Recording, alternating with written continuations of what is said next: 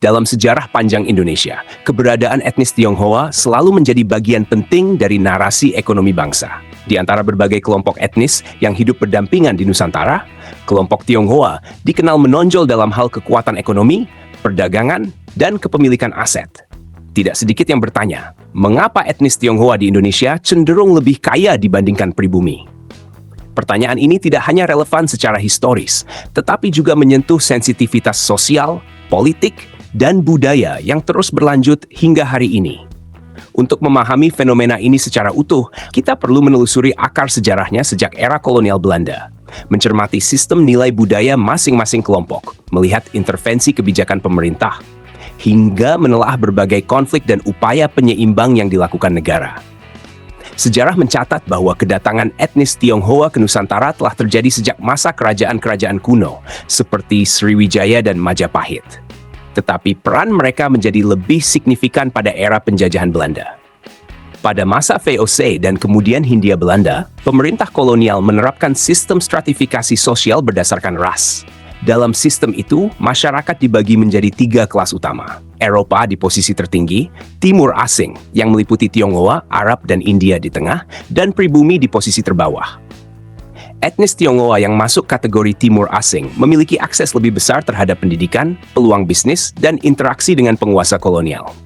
Pemerintah kolonial bahkan menjadikan beberapa di antara mereka sebagai perantara ekonomi dan administratif yang membantu pengumpulan pajak atau pengelolaan perdagangan. Dengan posisi strategis ini, etnis Tionghoa membangun basis ekonomi yang kuat sejak dini. Berbeda dengan pribumi yang lebih banyak diposisikan sebagai buruh, petani, atau pekerja kasar. Selain posisi dalam sistem kolonial, nilai-nilai budaya yang dibawa etnis Tionghoa juga memainkan peran sentral dalam membentuk dominasi ekonomi mereka. Dalam banyak keluarga Tionghoa, nilai hemat, kerja keras, loyalitas keluarga, dan kemampuan berdagang diwariskan lintas generasi. Anak-anak diajarkan sejak dini untuk memahami dunia usaha, mengelola keuangan, dan menempatkan kepentingan keluarga di atas individu. Mereka tidak malu berdagang dari usia muda dan memiliki prinsip biar kecil asal untung, yang membuat bisnis skala mikro terus berkembang. Prinsip budaya lain yang mendukung adalah sistem jaringan atau guanxi, yaitu relasi bisnis dan sosial berbasis kepercayaan dan koneksi yang dibangun selama bertahun-tahun. Melalui jaringan ini, mereka saling membantu untuk mengembangkan bisnis, menghindari risiko, dan memperluas peluang. Sementara itu, di kalangan pribumi, terutama pada masa lalu, sistem nilai yang dominan lebih terfokus pada struktur sosial hierarkis, pengaruh adat, dan loyalitas terhadap komunitas lokal.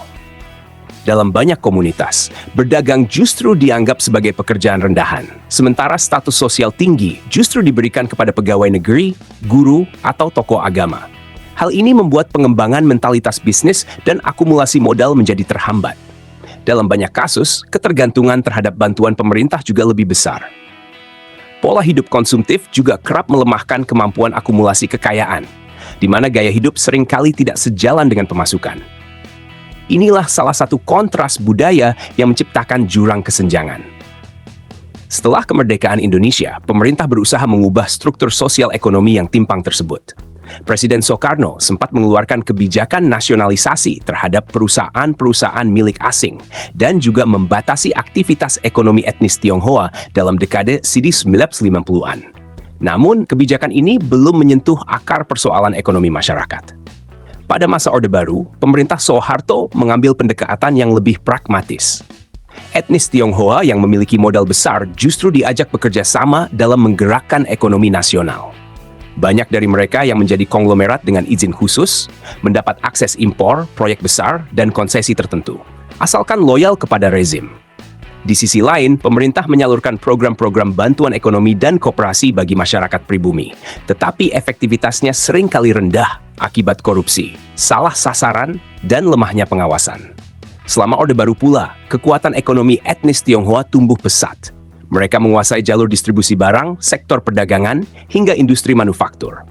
Kelompok-kelompok seperti keluarga Salim, Sinarmas, Astra, dan Lipo berkembang menjadi konglomerasi besar. Namun, dominasi ini juga menyimpan bom waktu, karena kesenjangan yang terus melebar menciptakan rasa tidak adil di kalangan masyarakat luas. Hal ini memuncak dalam tragedi Mei 1998, di mana etnis Tionghoa menjadi sasaran kekerasan akibat krisis ekonomi yang melanda Indonesia dan kemarahan sosial yang membuncah. Tragedi ini menjadi titik balik yang menyadarkan negara akan pentingnya pemerataan ekonomi. Dalam era reformasi, pemerintah mulai membuka ruang partisipasi yang lebih luas bagi semua etnis, tetapi tantangan tidak serta-merta selesai. Etnis Tionghoa tetap menjadi pemain utama dalam perekonomian, sementara banyak kelompok pribumi masih tertinggal. Pemerintah meluncurkan berbagai program UMKM, KUR, kredit usaha rakyat, dana desa, dan pelatihan wirausaha untuk mengangkat kelas ekonomi bawah. Namun, berbagai tantangan seperti keterbatasan akses informasi, budaya instan, ketergantungan pada birokrasi, dan rendahnya daya saing membuat program-program ini sering gagal mencapai hasil maksimal. Muncul pula pertanyaan, apakah ada pembatasan dari pemerintah terhadap kekuatan ekonomi Tionghoa? Secara resmi, tidak ada kebijakan yang bersifat membatasi kekuatan ekonomi etnis tertentu. Namun, beberapa regulasi di tingkat lokal kerap kali mengandung diskriminasi terselubung, terutama dalam hal izin usaha, pembatasan penguasaan tanah, atau distribusi proyek.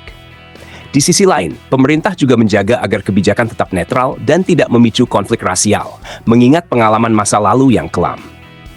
Dalam banyak kasus, dominasi ekonomi Tionghoa dianggap sebagai hasil dari kompetensi pasar, bukan karena perlakuan istimewa negara.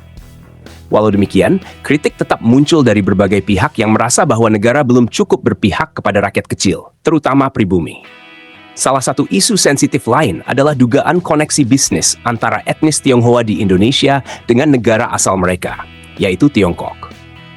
Meskipun sebagian besar etnis Tionghoa di Indonesia sudah menjadi WNI dan tidak memiliki hubungan formal dengan pemerintah Tiongkok, hubungan dagang informal tetap terjadi. Banyak dari mereka yang mengimpor barang dari Cina, bekerja sama dengan pabrik-pabrik di Shenzhen, Guangzhou, dan Yiwu, serta memanfaatkan koneksi bahasa dan budaya untuk menekan harga dan mendapatkan keunggulan logistik. Ini menambah daya saing mereka dibanding pelaku bisnis pribumi yang tidak punya akses ke rantai pasok internasional. Meskipun tidak bisa dikatakan sebagai campur tangan langsung negara Cina, namun ini menunjukkan bahwa jaringan diaspora bisa memainkan peran besar dalam menguatkan posisi ekonomi kelompok tertentu. Kesenjangan ekonomi yang timbul dari semua ini kadang menimbulkan ketegangan sosial.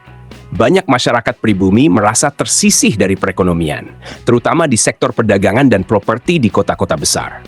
Dalam beberapa dekade terakhir, konflik antar kelompok kadang muncul dalam bentuk kecemburuan sosial, stereotip negatif, dan sentimen rasial di media sosial.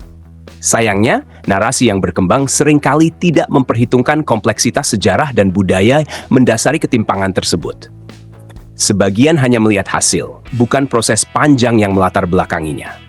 Lantas, apakah pemerintah melakukan upaya konkret untuk mengangkat ekonomi pribumi agar bisa menyaingi dominasi etnis Tionghoa? Upaya itu ada, meski hasilnya belum optimal.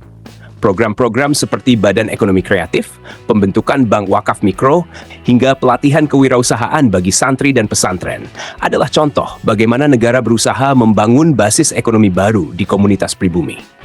Selain itu, adanya afirmasi terhadap UMKM lewat insentif pajak, pameran produk lokal, digitalisasi pasar tradisional, dan kemitraan dengan e-commerce juga merupakan langkah ke arah tersebut. Namun, upaya ini sering kalah cepat dibanding ekspansi dan efisiensi kelompok yang sudah mapan secara modal dan jaringan. Dibutuhkan tidak hanya program, tetapi perubahan mentalitas dan kultur ekonomi masyarakat secara luas. Ke depan, agar Indonesia menjadi negara yang adil secara ekonomi, tidak bisa hanya dengan membatasi satu kelompok atau memanjakan kelompok lain. Yang dibutuhkan adalah sistem pendidikan ekonomi yang kuat sejak usia dini, pemberdayaan komunitas lokal, transparansi dalam distribusi modal usaha, dan pembentukan jaringan bisnis berbasis nilai kolaboratif, bukan eksklusivitas etnis. Negara perlu hadir sebagai fasilitator dan pengarah, bukan sekadar penyamarataan peluang tanpa dukungan kapasitas.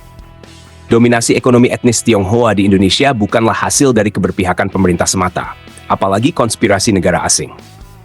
Ia adalah hasil dari kerja keras, budaya yang mendukung, dan sejarah panjang yang membentuk struktur sosial kita.